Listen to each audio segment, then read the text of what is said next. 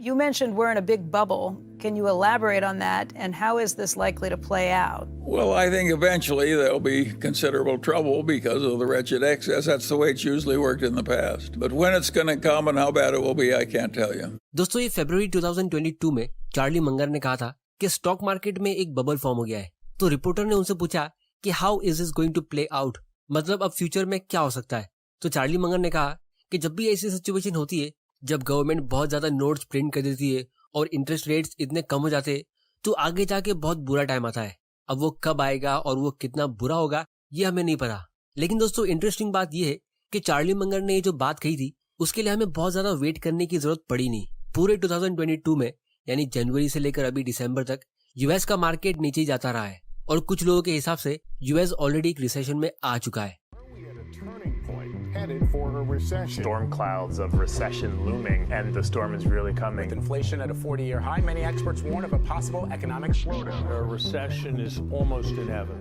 और अगर यूएस में मार्केट क्रैश होगा तो सिर्फ यूएस में ही नहीं बल्कि पूरी दुनिया में इसका इम्पैक्ट होगा। जैसे जब 2008 में यूएस में रिसेशन हुआ था तो इंडियन इकोनॉमी में इंटरनली कुछ भी प्रॉब्लम नहीं हुई थी, लेकिन फिर भी सेंसेक्स 50% से ज्यादा नीचे गिर गया था क्योंकि एक्सपोर्ट पार्टनर भी। तो अब सवाल ये उठता है कि हम इंडियन इन्वेस्टर्स इस सिचुएशन में क्या कर सकते हैं। क्या हमें स्टॉक्स बाय करना चाहिए या सेल करना चाहिए, वेट करना चाहिए या कुछ और अगर हमें सेल करना है तो कब और कैसे, और अगर हमें बाय करना है तो किस टाइप के स्टॉक्स। तो दोस्तों, इसी चीज को हम आज की वीडियो में स्टेप बाय स्टेप डिस्कस करेंगे कि कैसे आप एक स्टॉक मार्केट क्रैश का, जिसके आने के बहुत ज्यादा चांसेस है, उसका आप फायदा उठा सकते हो। और ये भी समझेंगे कि चार्ली मंगर ने ऐसा क्यों कहा कि स्टॉक मार्केट में एक बबल फॉर्म हो गया है। उसको हम पूरा डिटेल में समझेंगे एकदम सिंपल लैंग्वेज में, एग्जांपल्स के साथ, ताकि एक छोटे बच्चे को भी एकदम इजीली समझ आ जाए। तो चलिए वीडियो को शुरू करते हैं। और दोस्तों, हमारे आज की वीडियो के एजुकेशनल पार्टनर है वेस्टेड, जो हम इंडियंस का यूएस स्टॉक्स और ETF में इन्वेस्टिंग का प्रोसेस इजी बनाते हैं, वो भी 0 कमीशन के साथ। इसकी ज्यादा डिटेल्स हम वीडियो के एंड में डिस्कस करेंगे। तो सबसे पहले हम ये समझते हैं कि ये रिसेशन एक्चुअली में होता क्या है और ये बार बार आते क्यों रहते हैं। अब दोस्तों, ये एक बहुत ही बेसिक क्वेश्चन है, लेकिन इसे अच्छे से समझना बहुत जरूरी है क्योंकि जब 2008 में रिसेशन आया था और ये 2009 के मार्च में सेंसेक्स बिल्कुल अपने बॉटम पे था, तो वो अपने प्रीवियस हाई से 56% नीचे था। मतलब इमेजिन करो कि किसी बिगिनर ने मार्केट को ऊपर जाता हुआ देख के ये दिसंबर 2007 के पीक पे 1 लाख रुपए इन्वेस्ट किया और देखते ही देखते मार्केट क्रैश आ गया और उसके 1 लाख रुपए का पोर्टफोलियो सिर्फ 44,000 रुपीज का रह जाता है। तो उस इन्वेस्टर को कैसा फील होगा, उसके पेन को आप इमेजिन भी नहीं कर सकते। तो अब सवाल ये उठता है कि उस 1-2 साल के पीरियड में ऐसा हुआ क्या था जिसकी वजह से सारे इन्वेस्टर्स की वेल्थ आधी हो जाती है। तो दोस्तों, इसका आंसर ये है कि रिसेशन यूजुअली स्टार्ट किसी जेन्युइन वजह से होता है। जैसे 2000 में इंटरनेट कंपनीज का वैल्यूएशन ज्यादा हो गया था, या 2008 में यूएस के रियल एस्टेट का वैल्यूएशन ज्यादा हो गया था, लेकिन फिर बाद में ये हमारी वजह से एकदम एक्सट्रीम हो जाता है। इसके लिए मैं आपको एक स्टोरी सुनाता हूँ। इमेजिन करिए 5 दोस्त थे, पांचों का इमोशनल IQ अलग अलग है। मतलब सनी सबसे ज्यादा इमोशनली वीक है, वो कभी बहुत ज्यादा डरता है तो कभी बहुत ज्यादा एक्साइटेड हो जाता है। फिर दूसरा फ्रेंड है मोंटी, वो भी इमोशनली वीक है लेकिन सनी से थोड़ा कम। फिर तीसरा फ्रेंड थोड़ा इमोशनली स्ट्रांग है, चौथा फ्रेंड और भी स्ट्रांग है, और इसी तरह रॉकी जो 5वां फ्रेंड है वो सबसे ज्यादा इमोशनली स्ट्रांग है, जो अपने इमोशंस को अच्छे से कंट्रोल कर सकता है। तो जब शुरुआत में किसी वजह से बैड न्यूज आती है तो स्टॉक मार्केट के सबसे ज्यादा इमोशनली वीक लोग डर के अपने स्टॉक सेल करने जाते हैं, यानी सनी के जैसे लोग। तो उनके अचानक से सेल करने से मार्केट में एक सेलिंग प्रेशर बनता है, मतलब अचानक से ज्यादा सेल ऑर्डर्स आते हैं। और जैसा कि बेसिक डिमांड और सप्लाई की थियरी के हिसाब से जब मार्केट में ज्यादा बायर्स अवेलेबल नहीं होते और सिर्फ सेलर्स होते हैं, तो इस वजह से स्टॉक के प्राइस कम होते रहते हैं। इस वजह से जो दूसरे लॉट के थोड़े कम इमोशनल इन्वेस्टर्स होते हैं, मोंटी के जैसे, वो रिएक्ट करते और वो अपने स्टॉक सेल करने जाते हैं, जिससे कि और ज्यादा सेलिंग प्रेशर बनता है और मार्केट में सेलर्स बढ़ते रहते हैं, जिसकी वजह से स्टॉक के प्राइस और कम होते रहते हैं। इसे देख के जो थोड़े बहुत इमोशनली स्ट्रांग भी होते हैं वो भी पैनिक सेलिंग कर देते हैं और मार्केट बिल्कुल अपना बॉटम टच कर देता है। और फिर सिर्फ रॉकी जैसे इमोशनली स्ट्रांग लोग, यानी गिने चुने लोग, अपने स्टॉक्स को होल्ड करके रखते या ऐसे टाइम पे और बाइंग करते। तो इस वर्चुअस साइकिल की वजह से मार्केट बिल्कुल अपना बॉटम टच करता है। अब ये साइकिल सिर्फ स्टॉक मार्केट में नहीं बल्कि पूरी इकोनॉमी में भी इसी तरह काम करता है, जहां लोग किसी बैड न्यूज के डर से ज्यादा खर्चा नहीं करते, शॉपिंग करना बंद कर देते, ये सोच के कि फ्यूचर में क्या होगा, सैलरी मिलेगी या नहीं, या महंगाई कितनी बढ़ जाएगी, जिसका इफेक्ट ये होता है कि कंपनीज का प्रॉफिट कम हो जाता है। और क्योंकि कंपनी के प्रॉफिट्स कम होने लगते तो कंपनी को ना चाहते हुए भी कॉस्ट कटिंग के लिए एम्प्लॉयज को जॉब से निकालना पड़ता है। तो जिनके पास जॉब्स नहीं है वो तो वैसे भी ज्यादा खर्चा करेंगे नहीं, लेकिन जब ये न्यूज मार्केट में स्प्रेड होती है तो बाकी लोग भी जिनके पास जॉब्स होते, जो थोड़े बहुत इमोशनली स्ट्रांग होते, वो भी अपने खर्चे कम कर देते, जिससे अल्टीमेटली कंपनीज की हालत और ज्यादा खराब होती है और उन्हें और भी ज्यादा एम्प्लॉयज को फायर करना पड़ता है, या कुछ कंपनीज तो कंटिन्यूस लॉस की वजह से बंद भी हो जाती है, जिसकी वजह से लोग और डर जाते हैं। और अगर लोग ऐसा ही ज्यादा टाइम तक डर के रिएक्ट करते रहे तो देखते ही देखते कंट्री इकोनॉमिक डिप्रेशन में चली जाती है, जिससे ना लोगों के पास जॉब्स होते और ना ही खर्चा करने के लिए पैसे।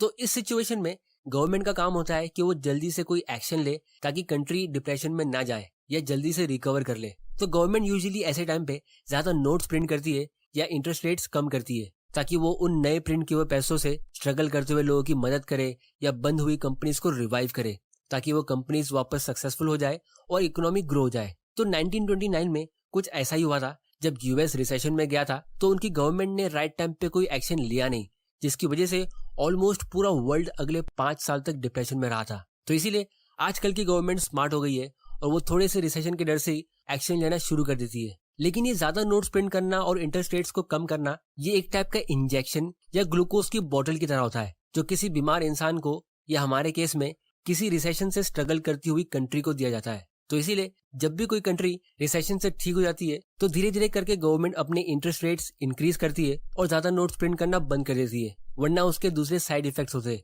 जैसे अगर आप ज्यादा खाना खाते रहोगे या हेल्दी होने के बाद भी ग्लूकोज की बोतल आप पे चढ़ती रहेगी तो आप ज्यादा मोटे हो जाओगे, जो ऑब्वियसली बुरी चीज है। तो इसी तरह यूएस गवर्नमेंट ने जब 2008 का मार्केट क्रैश हुआ था तब से जो इंटरेस्ट रेट 0 किया है वो उन्होंने इंक्रीज किया ही नहीं है, जिसका मतलब ये है कि यूएस गवर्नमेंट पिछले 12 सालों से इंजेक्शन पे सरवाइव कर रही थी और ग्रो हो रही थी।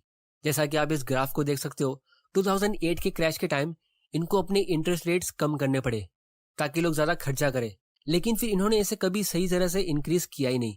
तो इसी को चार्ली मंगर रेचेट एक्सेस कह रहे थे, यानी यूएस गवर्नमेंट आग से खेल रही है और काफी टाइम से। तो अब सवाल ये उठता है कि यूएस ने अपने इंटरेस्ट रेट्स वापस बढ़ाए क्यों नहीं? तो इसका आंसर है कि सेंट्रल बैंक्स हमेशा लॉन्ग टर्म सोचती है, जो मोस्ट ऑफ द टाइम सही होता है, क्योंकि उससे सही तरह से कंट्री और जीडीपी ग्रो होती है। लेकिन उनके उन फैसलों से कभी कभी शॉर्ट टर्म में इकोनॉमी ग्रो नहीं हो पाती है। और दूसरी तरफ पॉलिटिशियंस यूजुअली शॉर्ट टर्म सोचते हैं और इनके पास भी कुछ पावर्स होते हैं, तो वो अपने आने वाले इलेक्शन के फायदे के लिए एक्सपांशनरी और हाई ग्रोथ वाली पॉलिसीज यूज करते हैं, यानी कंट्री पे इंजेक्शन और ग्लूकोज की बोतल चढ़ाते, जिससे लोगों को लगता है कि कंट्री ग्रो हो रही है और पॉलिटिशियंस को वोट मिल जाते हैं, लेकिन फिर उसका लॉन्ग टर्म में एक साइड इफेक्ट निकलता है। तो इसीलिए सबसे पहली चीज हमारे लिए ये समझना जरूरी है कि ये रिसेशन और मार्केट क्रैश आते रहेंगे, क्योंकि पॉलिटिशियंस और सेंट्रल बैंक्स के बीच हमेशा फाइट होती रहेगी और इसीलिए हमें हमेशा मेंटली, फाइनेंशियली और इमोशनली प्रिपेयर्ड रहना चाहिए, क्योंकि ये हमारे इस इकोनॉमिक सिस्टम का एक हिस्सा है। तो दोस्तों अब सवाल ये उठता है कि हमें करना क्या चाहिए? तो इसका आंसर ये है कि आप में से ज्यादातर लोग अभी यंग होंगे, अपनी 20s और 30s में, तो मोस्ट प्रोबेबली आप अभी सेविंग्स कर रहे होगे और आपके पास काफी साल है अपने करियर को कंप्लीट करने के लिए और रिटायर होने के लिए। तो बेसिकली आप अभी अपने वेल्थ बिल्डिंग के फेज में होगे। तो अगर आपने अपने लिए इमरजेंसी फंड क्रिएट कर रखा है तो मार्केट क्रैश को देख के या मार्केट करेक्शन की खबर सुन के आपको एक्चुअली में खुश होना चाहिए, क्योंकि अभी आप अपने बाइंग स्टेज पे हो और हम सबको पता है कि हमें लो प्राइस पे स्टॉक्स को बाय करना चाहिए और हाई प्राइस पे सेल करना चाहिए। तो जब आप रिटायर हो जाओगे या अच्छा खासा अमाउंट इन्वेस्ट कर दोगे, तब अगर आपको मार्केट क्रैश की खबर सुन के टेंशन होती है तो हमें उसका लॉजिक समझ में आता है कि आप उस टाइम पे मार्केट क्रैश का फायदा नहीं उठा सकते। लेकिन अभी अगर आप अपनी 20s या 30s में हो और आपको मार्केट क्रैश की न्यूज सुनने मिलती है तो ये एक हिसाब से आपके लिए गुड न्यूज होनी चाहिए, क्योंकि ये एक सेल है जहां पे आप भरपूर शॉपिंग कर सकते हो। और अगर आप अभी अपनी 20s या 30s में स्मार्टली इन्वेस्ट करते हो और अच्छे क्वालिटी के स्टॉक्स में या इंडेक्स फंड में इन्वेस्ट करते हो, तो पावर ऑफ कंपाउंडिंग की वजह से आप अपने रिटायरमेंट से काफी साल पहले ही, यानी अपनी 40s में ही, एक अच्छा डिविडेंड इनकम का पोर्टफोलियो बना सकते हो, जिससे फिर आपको मार्केट के उतार चढ़ाव से इतनी टेंशन होगी नहीं, क्योंकि फिर आपको बिना स्टॉक्स को सेल किए पैसिव इनकम मिलती रहेगी। मतलब आपको मार्केट क्रैश को लेके ना अभी टेंशन लेने की जरूरत है और ना ही रिटायर होने के बाद टेंशन लेने की जरूरत होगी। तो दोस्तों अब हम इस वीडियो के सबसे इंपॉर्टेंट पार्ट की तरफ आते हैं। हम स्टेप बाय स्टेप जानेंगे कि आप किस तरह नेक्स्ट मार्केट क्रैश का फायदा उठा सकते हो। तो सबसे पहला स्टेप है stay updated with the news. अब ये स्टेप मेरे जैसे लोगों के लिए जो बिल्कुल भी न्यूज को फॉलो नहीं करते, क्योंकि 2020 से, यानी जब से लॉकडाउन लगा था, तब से मैंने सारे सोशल मीडिया प्लेटफॉर्म्स और न्यूज चैनल को फॉलो करना बंद कर दिया था। लेकिन अब कुछ महीनों के लिए मैं थोड़ी बहुत न्यूज रीड करना चालू करूंगा, क्योंकि अब इंटरेस्टिंग टाइम शुरू होने वाला है।